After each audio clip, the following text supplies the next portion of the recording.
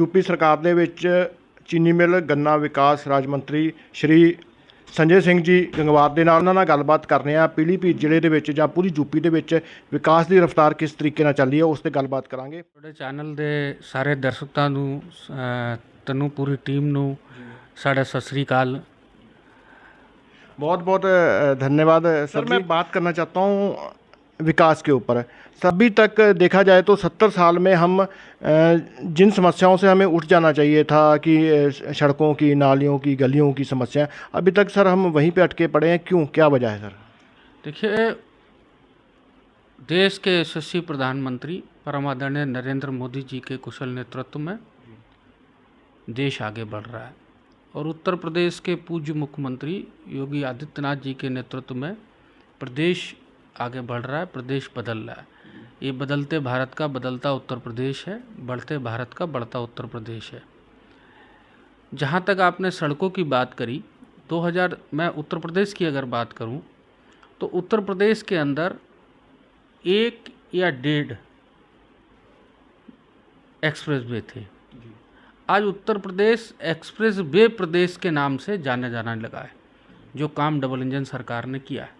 मैं योगी आदित्यनाथ जी के मेहनत का प्रयास से आज उत्तर प्रदेश पूरा बदल गया है, पूरी तरह से रोडों के मामले में बदल गया है। चाहे हमारा सबसे बड़ा express way Ganga express way हो जो बन रहा हो, चाहे हमारा बलिया एक्सप्रेस वे हो, चाहे हमारा पूर्वांचल एक्सप्रेस वे हो।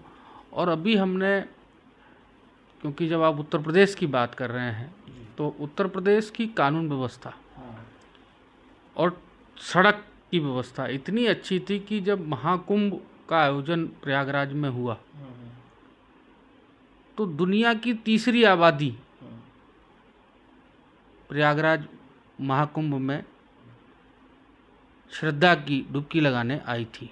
संगम में बहुत बड़ा संगम। हाँ, संगम में होता। जी जी सर, इन चीज़ों से हमें, मेरे कहने का मकसद ये था कि 70 साल पहले निकल जाना चाहिए। तो सरकारें क्या करती रही हैं अभी तक? पहले की सरकारें, अगर केंद्र सरकार 100 रुपये गाँव के लिए भेजता था तो 85 रुपये तो बीच के इनके दलाल खा जाया करते थे। भ्रष्टाचार में, वो दलाल मान लो या भ्रष्टाचार में ही चढ़ जाया करते थे। और जनता की गाड़ी कमाई पे डकैती डालने का काम इन्होंने किया। चाहे 2G घोटाला हो, चाहे 3G घोटाला हो, चाहे कोयला घोटाला हो, चाहे चिदम्बरम साहब द्वारा किया गया घोटाला हो, चाहे रेल घोटाला हो, चाहे चारा घोटाला हो। मतलब घोटाले ही घोटाले इन 70 सालों में हुए। इन्होंने सिर्फ अपने परिवारों को आगे बढ़ाने का काम किया, इन्होंने देश को पीछे ले जाने का काम किया और परिवारों को आगे बढ़ाने का काम किया। सर, इस चीज़ की क्या गारंटी है कि अभी भाजपा सरकार में कोई भी इस तरह का घोटाला सामने नहीं आएगा? देखिए, भारतीय जनता पार्टी की जो डबल इंजन सरकार है, हमने भ्रष्टाचार के खिलाफ जीरो टॉलरेंस की नीति पर हम लोग काम कर रहे हैं। आज जो काम PWD में विभाग की अगर बात करूं तो PWD में जो विभाग समाजवादी पार्टी की सरकार में जो टेंडर एबव पे हुआ करते थे, वो टेंडर 32% बिलो पे जा रहा है। तो ये 32% जो बिलो जा रहा है, ये 32% पैसा कहाँ जाता था? ये कहीं ना कहीं भ्रष्टाचार की भेंट चढ़ता था। सड़क की गुणवत्ता भी अच्छी है और सड़क की गुणवत्ता के साथ साथ हमने लोगों ने, हमारी सरकार ने, माननीय मुख्यमंत्री जी ने एक नियम लागू कर दिया है कि 5 साल का मेंटेनेंस भी उसी ठेकेदार का होगा जो ठेकेदार सड़क बनाएगा। तो जनता का एक बार पैसा लगता है, मेहनत का मालिक जनता है, जनता का पैसा एक बार लगता है तो वो पूरी ईमानदारी के साथ लगे, पूरी पारदर्शिता के साथ लगे और जनता की मेहनत की कमाई पे किसी को भी डाका डालने नहीं दिया जाएगा। सर, पीलीभीत जिले में आपके द्वारा क्या क्या काम किए गए हैं जनता के हित में? पहले मैं यूपी के कुछ गिना दूं। अगर डिपार्टमेंट वाइज आप पूछे तो उत्तर प्रदेश के अंदर पहले नाम मात्र के 3 या 4 मेडिकल कॉलेज थे। आज उत्तर प्रदेश के 75 जिलों में मेडिकल कॉलेज है। उसमें हमारा पीलीभीत में भी एक मेडिकल कॉलेज डबल इंजन सरकार ने बनाने का काम किया। इसके अलावा हमने हेल्थ सेक्टर में यहाँ बहुत काम किया। अभी गवर्नमेंट का नर्सिंग कॉलेज का कार्य निर्माणाधीन है। क्रिटिकल केयर यूनिट का कार्य चल रहा है, वो भी निर्माणाधीन है। आज हमारे पास MBBS के हम 200 स्टूडेंट हमारे यहाँ लगभग इस समय स्टडी कर रहे हैं और 100 से ज़्यादा, लगभग 174 के आसपास हमारे पास इस समय यहाँ डॉक्टर हैं। और जिस समय 2017 में मैं जीत के आया, हमारी सरकार बनी, तो TB अस्पताल में TB की जांच करने की मशीन भी नहीं थी। आप लोग जाके वहाँ देख सकते हैं, वहाँ पत्थर लगा है। जब मैं उत्तर प्रदेश के कर्मयोगी पूज्य मुख्यमंत्री योगी आदित्यनाथ जी से मिला और मैंने चिकित्सा की जब हालत बताई पीलीभीत ज़िले की, तो उन्होंने दिल खोल के पीलीभीत जनपद को पैसा देने का काम किया और पीलीभीत को आज चिकित्सा के क्षेत्र में हम लोगों ने बड़े काम किए हैं। मेडिकल कॉलेज हो गया, TB अस्पताल नया हो गया, CSC PSC नई हो गई और इसके अलावा CSC PSC पे हम लोगों ने अल्ट्रासाउंड की मशीनें लगवा दी। हमारे पास यहाँ डायलिसिस की 10 यूनिट हमारे यहाँ हैं मेडिकल कॉलेज में, जो बाहर के लोग भी आके यहाँ डायलिसिस कराते हैं। ये सारी सुविधा हमने पीलीभीत के अंदर कराई। MRI की सुविधा भी पीलीभीत में शुरू होने जा रही है। तमाम चीज़ें हमने चिकित्सा के क्षेत्र में करी। जहाँ तक रही सड़कों की बात पीलीभीत की, तो पीलीभीत में जब से देश आज़ाद हुआ तब से लेकर के अब तक पहला एक हाईवे बन रहा है जो बरेली से लेकर सितारगंज को जोड़ रहा है।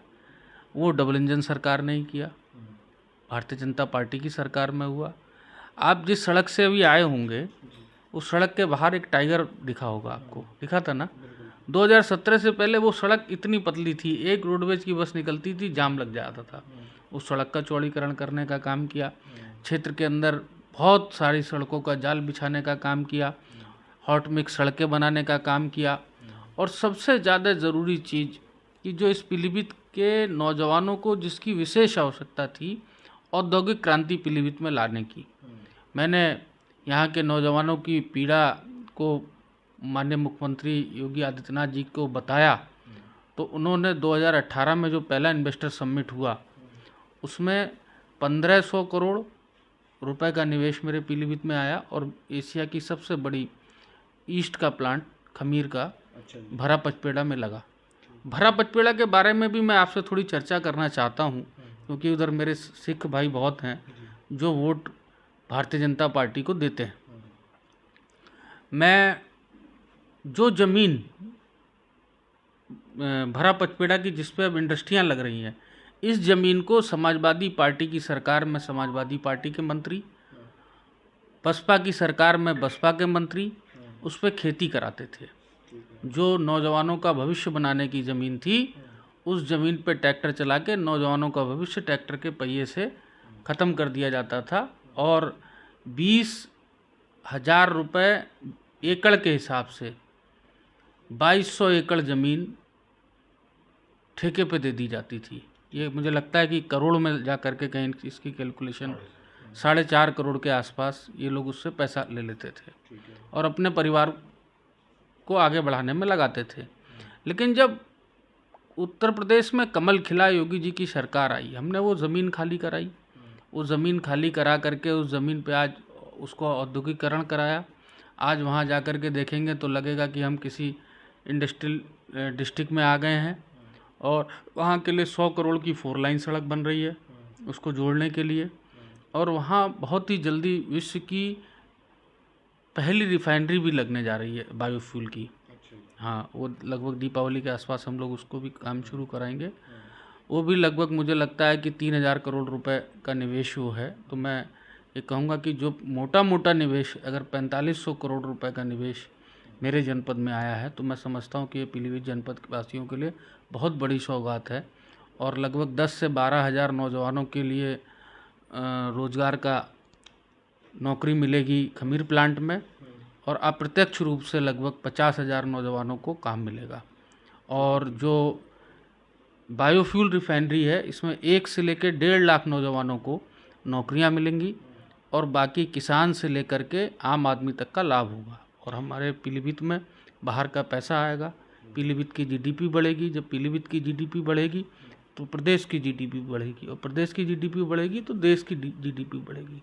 सर आपने जो अभी 2 लाख नौकरियों का बताया करीब नौजवानों को मिलेंगी, उसमें सर ऐसा तो नहीं कि बाहर के प्रदेशों के आके नौजवान जहाँ पे नौकरियों के ऊपर काबिज हो जाए? देखिए, ये इंडस्ट्री वालों का विषय है, जो जिस योग्य होगा। अब मैं ये तो नहीं कहूँगा कि कोई फिफ्थ पढ़ा हुआ है और उसको जीएम बना दो। योग्यता के आधार पर पहली प्राथमिकता जनपद वासियों के लिए होगी। उसके बाद अगर हमारे जनपद में योग्य नहीं है तब वो दूसरी जगह से लोग लेंगे, उसके बाद लेंगे। आपके पास विभाग जो है गन्ना विभाग है, किसानों के साथ जुड़ा हुआ विभाग है। गन्ना किसानों की बहुत सारी समस्याएं थी और आपकी जो बेल्ट है आगे ये भी गन्ना किसानों की है, तो उसके लिए आपने कुछ नए काम किए हैं? देखिए, जहाँ तक गन्ने की बात मैं करूँ, 92 से लेकर के और 2017 तक जितना गन्ने का भुगतान टोटल हुआ है उससे 40% भुगतान हमने ज़्यादा करने का काम किया है इन 8 सालों में।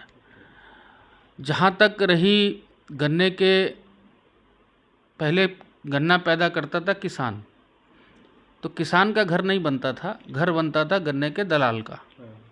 मेरे जनपद में भी ऐसे गन्ने के कई दलाल हैं कि जिन्होंने गन्ने के किसानों के खून पसीने की कमाई से अपनी कोठियाँ तैयार करी। हम लोगों ने तकनीकी का इस्तेमाल करके 34,000 से अधिक फेक सट्टे ख़त्म किए। जो दलाल थे जिनके गन्ना नहीं होता था उनकी पर्चियाँ लग जाती थी, उनको ख़त्म किया। टेक्नोलॉजी लेके आए, टेक्नोलॉजी का इस्तेमाल किया और हमने ई गन्ना ऐप बनाने का काम किया। अब पहले गन्ना किसानों को पर्ची बाई हैंड जाती थी, अब सारी जानकारी हमने स्मार्ट गन्ना किसान बनाया। लगभग 45 लाख के आसपास, 45.5 लाख हमारे प्रदेश में गन्ना किसान हैं और उन सबको स्मार्ट गन्ना किसान बनाया। और स्मार्ट गन्ना किसान बना करके वो तकनीकी के साथ जोड़ा और तकनीकी के साथ जोड़ने का फ़ायदा ये हुआ कि अब सब कुछ उसके मोबाइल पर ई गन्ना ऐप से आ जाता है। सारी जानकारी उपलब्ध हो जाती है कि उसकी पर्ची भी उसी पे आ जाती है, तुल के उसका पेमेंट का हिसाब भी उसी मोबाइल फ़ोन पे आ जाता है। तो ये पूरा कैलेंडर उसका उस फ़ोन पे रहता है, पूरा टोटल उसके पास में खुला रहता है, हिसाब बही खाता उसके पास खुला रहता है। सर जैसे विपक्ष का ज़्यादातर इल्ज़ाम ये होता है भाजपा के ऊपर कि ये धर्म की राजनीति करती हैं, ये जातिवाद की राजनीति करते हैं। सर मैं जानना चाहता हूँ 2027 में आपका जो आप चुनाव लड़ेंगे विकास के ऊपर लड़ेंगे या सर किसी और चीज़ के ऊपर? देखिए, भारतीय जनता पार्टी ने 2014 में जब सरकार बनी तो सबका साथ सबका विकास का नारा देश के यशस्वी प्रधानमंत्री आदरणीय नरेंद्र मोदी जी ने दिया और सबको साथ लेके चले। अगर हमने प्रधानमंत्री आवास बहन सलमा को दिया तो हमने प्रधानमंत्री आवास बहन सोनी को दिया। हमने कोई भेदभाव नहीं किया, हमने कोई फ़र्क नहीं किया। हमने अगर शौचालय बहन नसीम का बनाया तो हमने नत्थो देवी का भी बनाने का काम किया। हमने सबको साथ लेके चलने का काम किया भारतीय जनता पार्टी ने। किसान सम्मान निधि सबके खातों में गई, अगर महकूलाल के खाते में गई तो मकबूल के खाते में भी गई। ये सबके खाते में किसान सम्मान निधि जा रही है। आयुष्मान योजना का कार्ड सबको दिया जा रहा है। जब हम दोबारा चुनाव जीते तब हमने उस नारे को और बढ़ाया, सबका साथ सबका विकास, सबका प्रयास और सबका विश्वास। लेकिन ये कहते हुए बड़ा दुख हो रहा है आज मुझे आपके चैनल के माध्यम से कि जो अन्य दल हैं, जो यूपीए के साथ जुड़े हुए दल हैं, जैसे समाजवादी पार्टी है, कांग्रेस है या अन्य जो भी दल हैं, ममता बनर्जी हैं, ये लोग क्या करते हैं, ये धर्म विशेष के लोगों की केवल राजनीति करते हैं और धर्म विशेष के लोगों के वोट लेना चाहते हैं।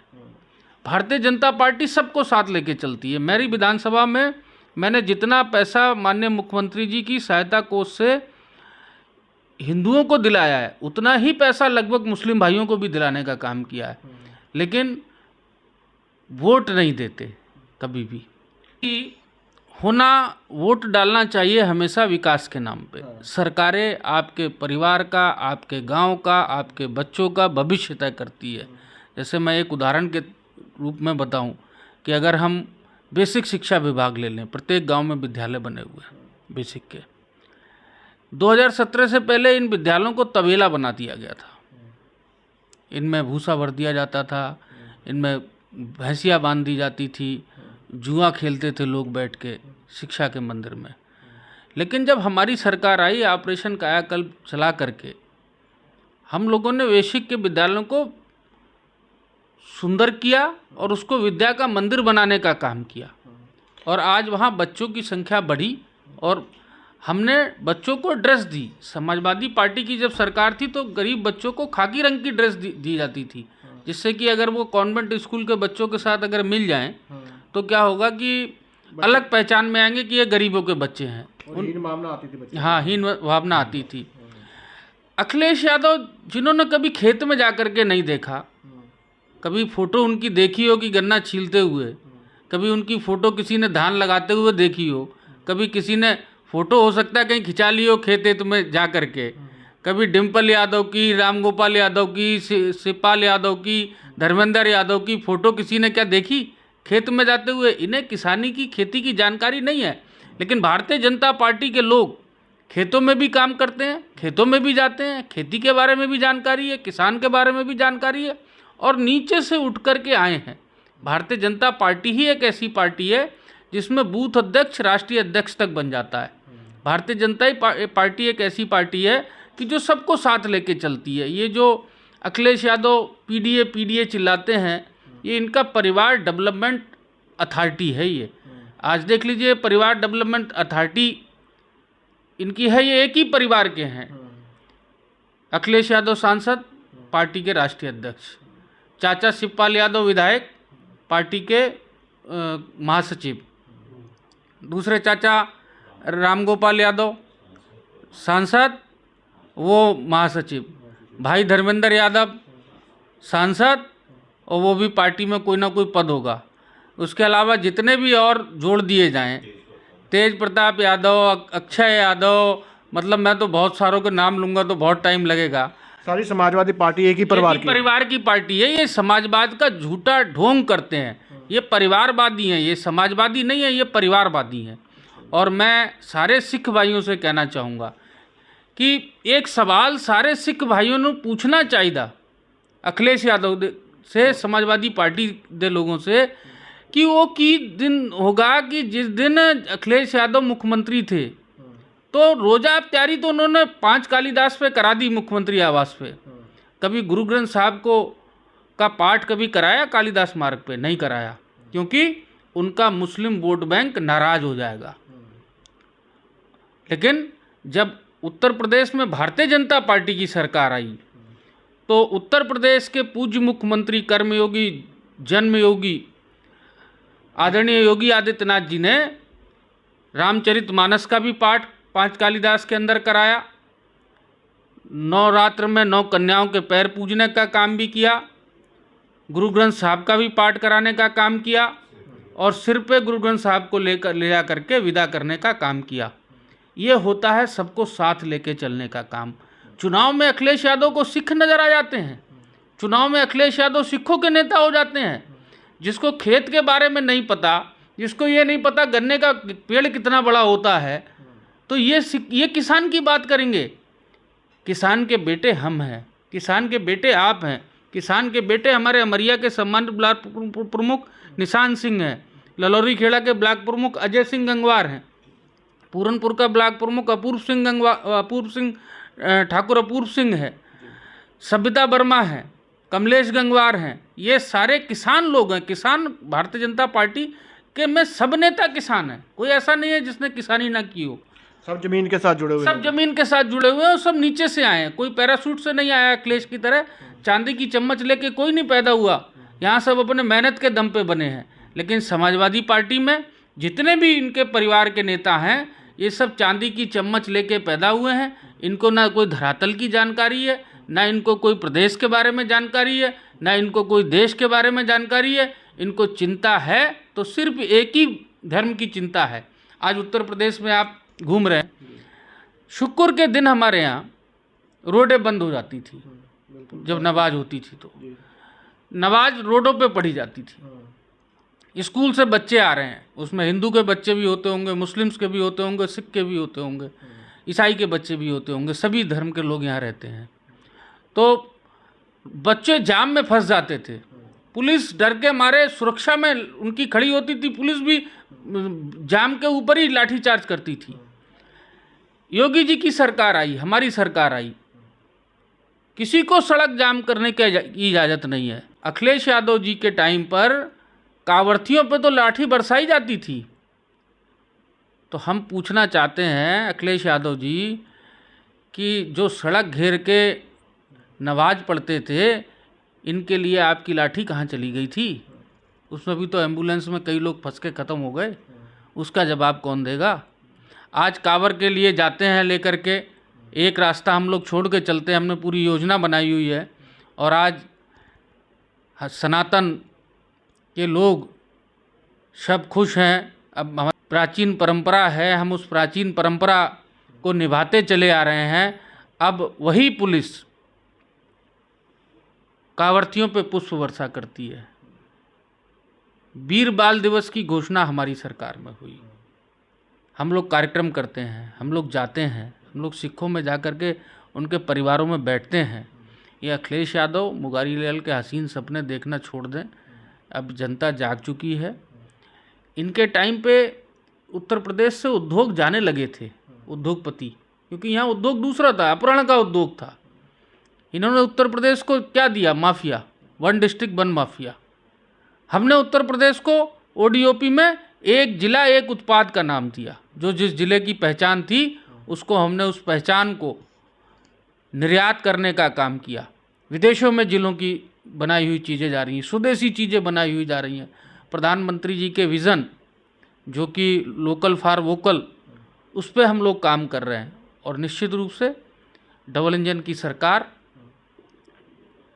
देश के यशस्वी प्रधानमंत्री परम आदरणीय नरेंद्र मोदी जी के कुशल नेतृत्व में और उत्तर प्रदेश के यशस्वी मुख्यमंत्री योगी आदित्यनाथ जी के मार्गदर्शन में हम लोग निश्चित रूप से विकसित भारत 2047 तक और 2047 तक विकसित उत्तर प्रदेश और 2047 तक विकसित पीलीभीत बनाने का काम करेंगे। यूपी के अंदर बहुत सारे सुधार हुए हैं, लेकिन साथ में विपक्ष द्वारा बहुत सारे इल्ज़ाम भी लगाए जाते हैं। सर, एक विपक्ष द्वारा इल्ज़ाम ये लगाया जाता है कि आप भाजपा जो है वोट की चोरी कर रही है। राहुल गांधी जी इस समय बहुत बड़ा एक मुद्दा लेके चल रहे हैं, उसके बारे में क्या कहेंगे आप?